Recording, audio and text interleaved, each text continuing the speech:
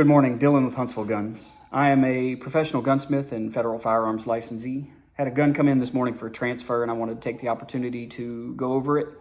That's the Soviet Arms AK-74U Krink. This particular gun is in 5.56 and the model with the Bakelite or Bakelite for the purist furniture. It does have the Krinkov style booster and an M24 by 1.5 right-hand thread. It can be a little bit difficult to find a thread adapter for if you're running a suppressor. If you run one of those proprietary cans like Yankee Hill or Q, you may have to do a little looking to find a thread adapter. 8.4 inch, 1-in-7, 5.56 barrel. I want to say it's gas nitrided if I'm not mistaken. Bakelite furniture, hinge top cover, single stage, single hook trigger. It has the extended controls and a side rail.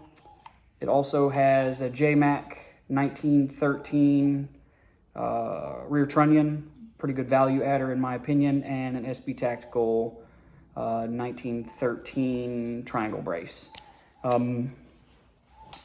Out of the box, the gun runs good. I took it out back and put 30 or 40 rounds of some various 5.56 green tip, Fiocchi, PMC bronze, I believe. No failure to feed, no failure to fire, no issues whatsoever. The gun ejects extremely well. It was kicking brass clear to the next county. It does ship with a polymer PSA or Soviet Arms magazine with the steel tab on the back. No issues there. Like I said, fit and finish is good. The Parkerizing is good quality. I don't see any blemishes or anything wrong with it. This particular gun, the selector lever is a bit loose, needs to be tightened up some. It's not the end of the earth. Personally, I'm not a great big fan of the attachment method on this particular brace. Never had any issues. I just would prefer they had a little more hardware there to hold it on. You can see that screw there is the only thing that holds these two rail sections together around the pick rail. And personally, I'd like to see a little more substance there. Gun's fairly accurate for as short as it is, 8.5 inch barrel. At 25 yards, it was ringing a 6-inch plate with all of the ammo that I ran through it, 55 grain up to 62 grain, I believe.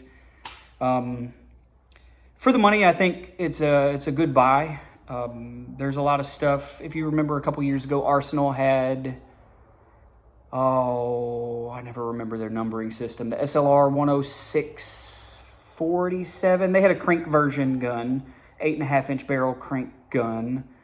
Did not have a railed rear trunnion, did not include the brace. And I think it only shipped with either a 5 or a 10 round magazine. Black polymer furniture instead of the Bakelite. And I want to say retail on it was $800 MSRP. And MSRP on this gun as it sits today is right at $1,000. I think you can buy them for cheaper than that when they're on sale.